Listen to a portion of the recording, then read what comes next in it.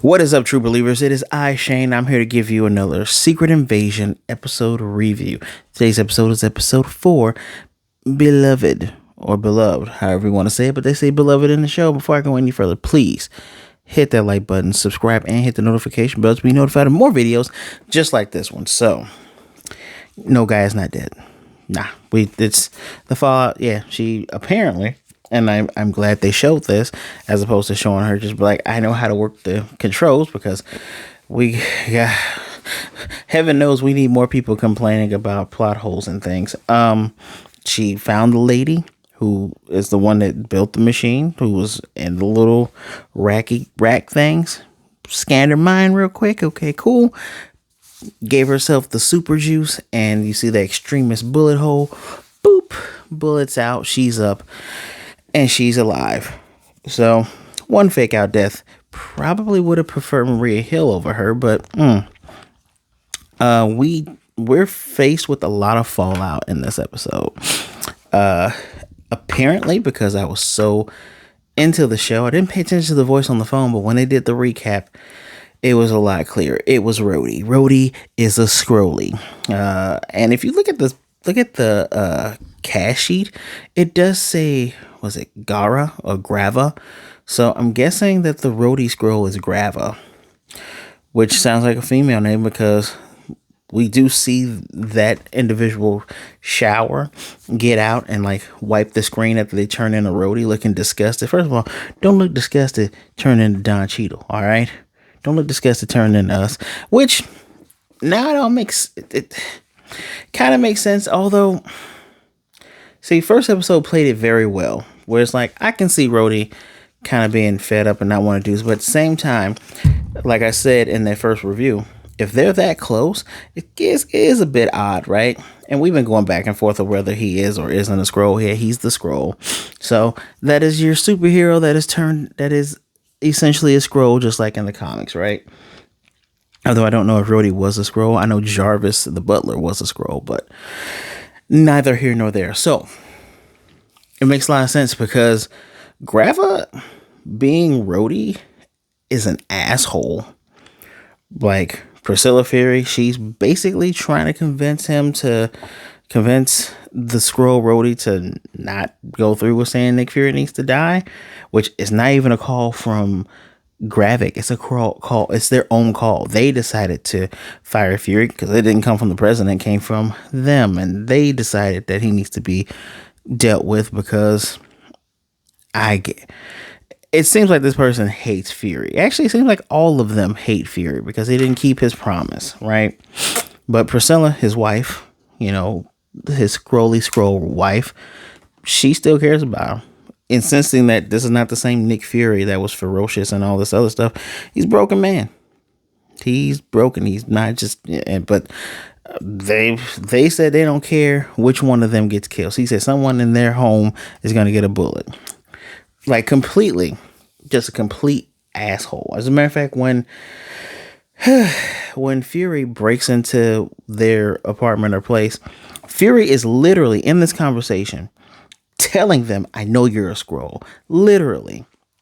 And Fury is laying it on thick with the African American vernacular, right? Going, yeah, brother, yeah, man, come on, I'm just trying to squash the beef we got. And Skrody, that's what I'm gonna call him, Skrull Rhodey, because they are a Skrull D. The Skrody, I know what that sounds like. Just being complete a-hole, like, oh yeah, I got this video. He's trying to bargain, right? Fury saying, hey, if you just let me back in, I won't tell, President, there's a Skrull in the U.S. government. Then Skrody has the footage of Gravik being Fury shooting her. And he's like, that's not me. Yeah, so you can tell me it's aliens? It's like, yeah, because you're the And I'm sitting there thinking to myself, how come you just don't pop him in the forehead?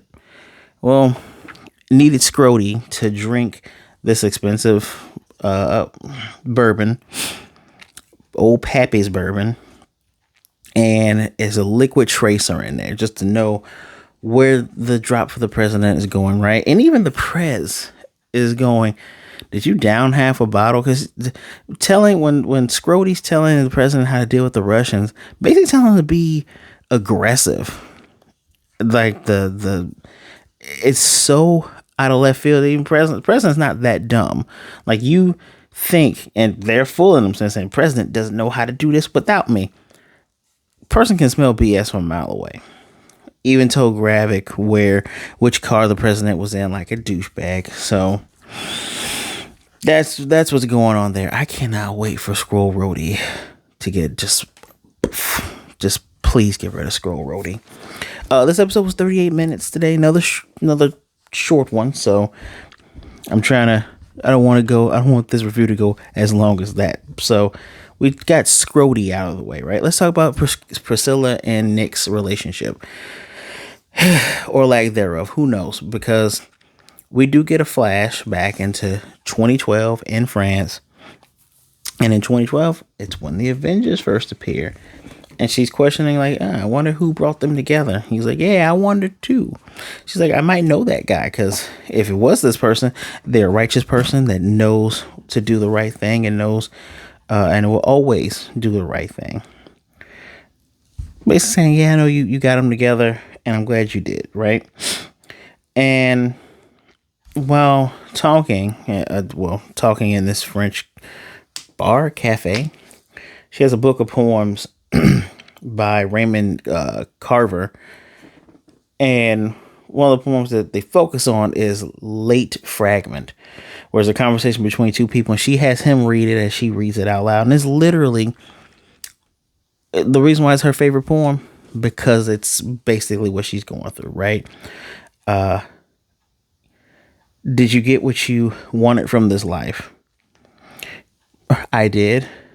And what did you want? To call myself beloved, to feel the earth, to feel myself beloved on the earth, and it's crazy. The scenes between those two were great. Now, how if you found out that Rhodey was a Scrody? Because he had a bug on his wife, obviously. Listen to the whole thing. You can tell he's kind of having a panic attack. When she gets back, his ring isn't there. And he made tea for the both of them. And he even says, out of all of the... excuse me. Out of all of the... I need to find this because it was really, really good. Dumbass, wrong head, reckless things I've done in my life. You by far my greatest mistake. Like... He lost all his reason to be her husband. And even right now, when he knows that she's going to kill him with that pistol in her pocket or in her bag, and everything in his body is saying stop, he still can't bring himself to do it. Now, some people are kind of confused by how would Nick Fury fall in love, especially with the Skrull person. Shut up, please. Literally, who cares? It makes sense, right? He's a spy. She's essentially a spy too. God, people, Nick Fury in the comics has, well, technically his son is Black Nick Fury. It's weird. They had to bring him over from Ultimates because they corporate synergy. I'm not gonna get into that. But if the comic book one can have a wife and make a kid with someone, why would you think? Ridiculous. Anyway. So they both put their guns on the table, and he says, I need to ask you, how did you pick your face? Well, we find out that she picked the person who she is because she was posing as a doctor, getting close to a Priscilla Davis, who was a doctor, and she was dying, had bad heart failure, and she didn't tell any of her family members or no one because she didn't want her friends and family during her last moments to just be waiting for her to pass. And she says, she also finds someone to slip through his defenses. And he's like, so you played the long game. She's like, don't do that to me. I think what she meant by slip by his defenses is Nick Fury is always guarded, right? There's no way he's going to see a Skrull lady and be like, that's still an alien lady. I'm not going to get with her because that would be bad, right? She found someone who would match his vibe. And so she flat out asked her if she could assume her life, told her everything. And she made her have 3 promises. 1, that she would bury her at sea, which she did. 2, that she would be a daughter to her parents. He was like, which you have. So obviously he knows. And 3, that I would never hurt you. And she says, sorry, darling. Sorry, because you can see the hurt on his face. You can see the sadness in hers. I don't think she means physical hurt, means emotional hurt. And so he repeats the poem, did you get what you wanted from this life? And she says they go back and forth, even so. And they both say the last line together. Pick up the guns, shoot. And I'm like, all right, who got hit first? It sounded like it went off at the same time. Oh, there's a hole behind her. She looks, and there's a hole behind him, and he looks, and he says, well, shoot, I don't know whether to get a divorce or renew our vows. You know they're going to come and get you. So she's resolved and keeping her promise, mostly because she actually loves this man. Like, they love each other. So hopefully somewhere down the road, we got 2 more episodes of this, so hopefully she doesn't die that quickly, right? I just found in my phone notes that the bourbon was called Pappy Van Winkle. Goodness gracious, that's okay. I don't even want to look up and see if that's even a real bourbon. And now we have the Gaia situation. I told you Gaia's alive. She meets with her dad, and he's saying, I'm sorry that I even asked you to do this, and that I got you involved. And she's like, I don't need you to be sorry or your pity me. The reason why I'm here with you and not with Gravik is because I'm by your side, Dad. Okay, call him Dad. Now she asking, what is his plan? Like, all right, what's your plan? Because Gravik has a plan and it's working. And his whole plan literally is, you, me, Fury, we stop World War III. I go to the president. I say, hey, this is who I am. We save the world.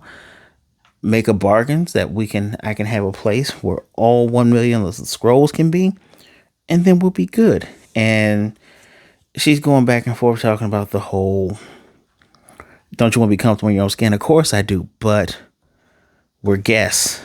And we depend on the generosity of the host. And he says, this is reality. And he has a really big point. Like, and I've seen comments other places, which I've thought the same thing. Now, granted, it's weird because later on, I'm going to bring this up later on. Humans have seen the Chitauri. Hell, we've seen the humans on Earth with all the stuff that's happened in the MCU in the public light, right? Especially with the snap. I'm sure people saw the whole Thanos battle because that ship was pretty dang huge. With all of that, and seeing loved ones and everybody blip out of existence. With all of that, I don't think it will be too hard for people to be like, oh, there's aliens. There's people that saw a giant celestial pull 4 people from the Earth. I'm just saying. So, makes sense. It would make sense to me that the president would be surprised about this. But at the same time, like I did reply to a person's comment, there are people out there that still think the Earth is flat. And there are people who have debates about whether water is wet or not. So, yeah. I'm pretty sure the people out there that probably think, oh, that New York battle thing, yeah, that's a government cover-up thing. Or, oh, that blip thing, nah, man, that didn't happen. That was just mass hallucination for 2 years. So it's possible. People are dumb in every universe, even a cinematic one. But Gaia isn't having it. She says, I'm not, you're not she said, you're not the same person. It's just so dumb because she says, I'm not that person, just gets up and literally walks away from him. And she says that her father's delusional and says that's not who we are and that's not who I've become. So at the end of all this, especially what happened at the end, she's not going to be good. She's not going to be a good guy. If she works with Fury, it'll probably be with the last episode to get Gravik, because Gravik has killed everyone important to her in her life. And she's a super Skrull. She's going to be an issue down the road. I mean, she is technically the Skrull queen from the comics. So maybe somewhere in the future they have to get together and get the Avengers to actually deal with these actual Skrulls. And when she says that's not who they are, yeah. We've come to realize within the first 2 episodes, especially with that council member thing. You guys are technically assholes too.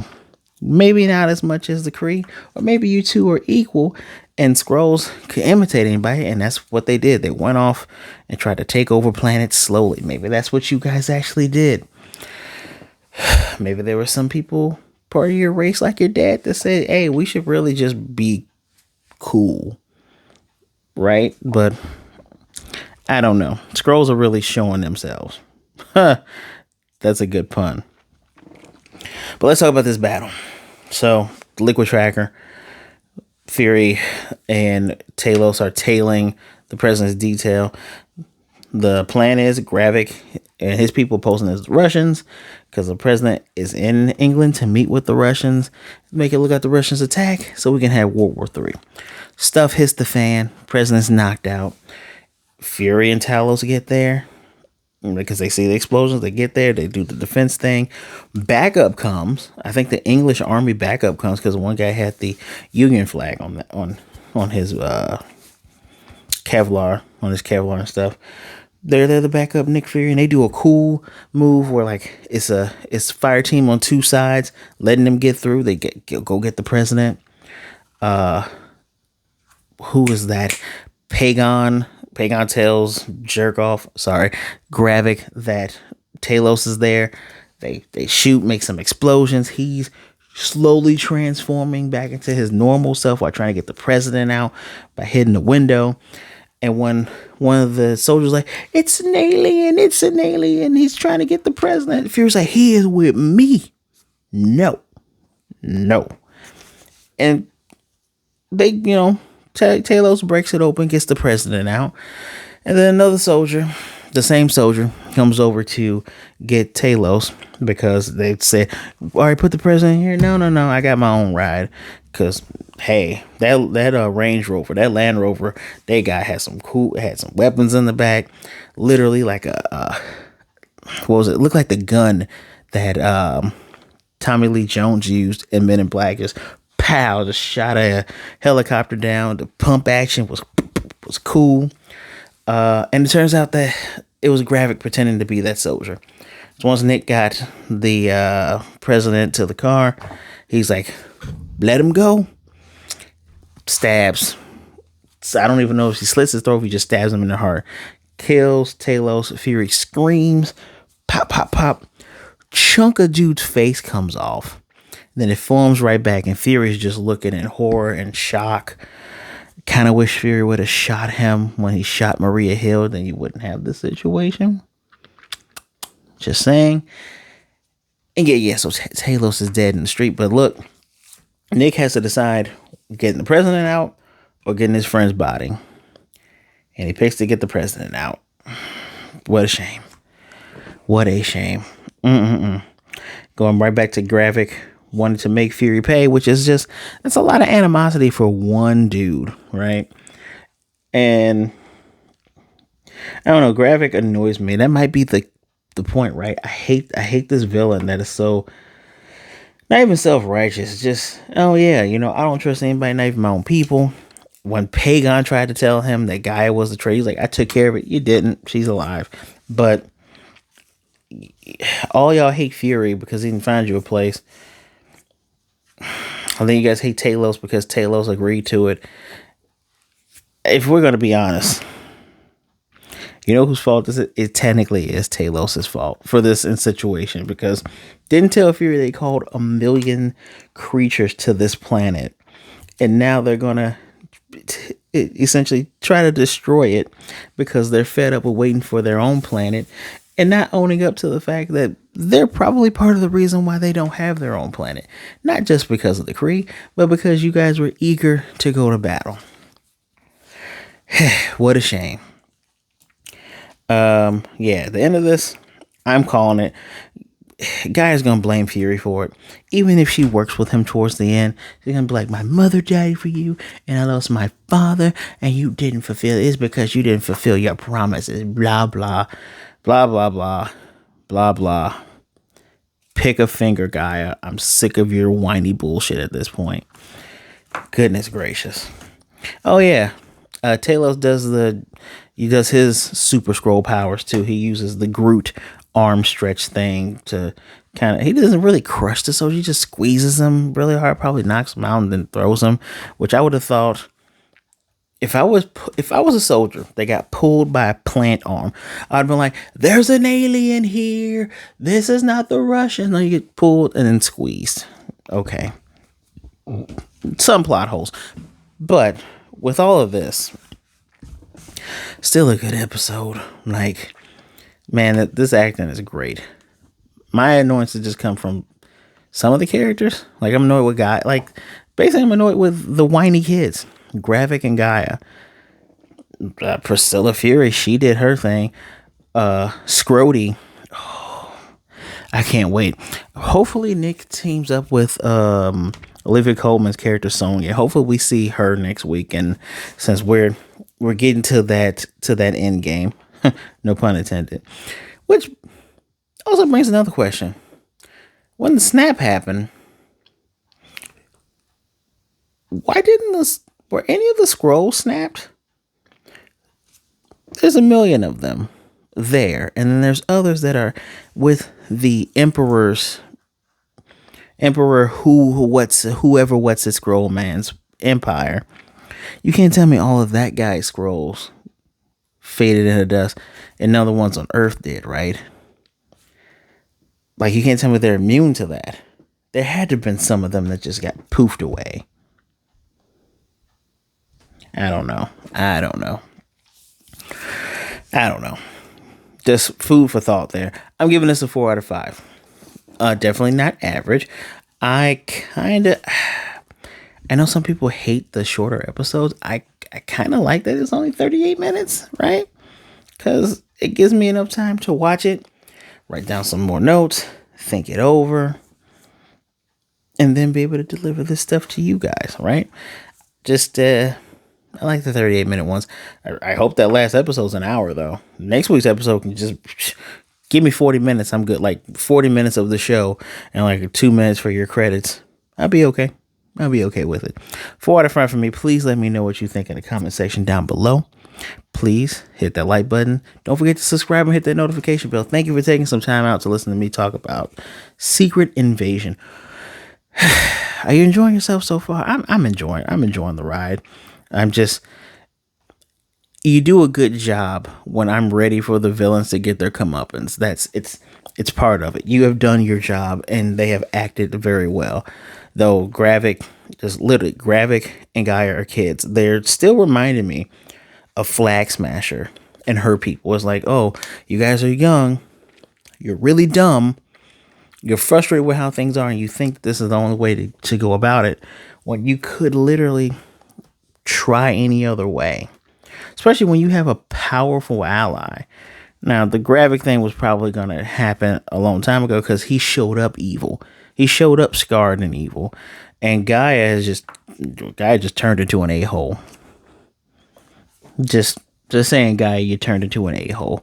Let me know what you think in the comment section down below. Please be good, be blessed, take care of yourselves, wash those hands. Be good to yourselves, be good to others. Either way it goes, don't be a jerk, all right?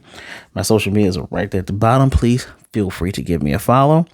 Make sure you reach out to someone if you're feeling some type of way. Realize there are people out there that care about you and rather talk to you today than to miss you tomorrow, all right? I'll see you next time, guys. Excelsior.